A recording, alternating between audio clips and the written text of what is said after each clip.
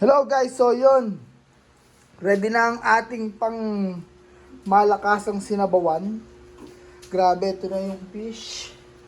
Ito yung mga nahuli natin yesterday. Yan. Oh, look at this. Marami pa siya sa palad ko. Tapos nakalit ako ng blue lapu-lapu. Yan. Napakasarap niyan. Sweet and sour yan. Ibubukod ko to. Tapos, itong mga isda na to. Yan. Meron din tayong lionfish. Tapos ito yan, isasama ko to sa sinabuhan natin. So ano bang klaseng luto ang gagawin mo dito at masarap na luto dito? Ito, nilagay ko na yung mga kailangan para meron kayo idea kung ano yung masarap na luto sa iba't ibang klase ng isda.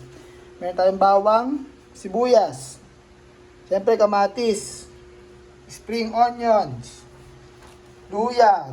Medyo maraming luya kasi ito yung talagang magdadala at magpapasarap. Tanglad, ay napakabangot aroma. Siyempre, hindi pwedeng puro sa bawat isda lang. That may gulay, pechay.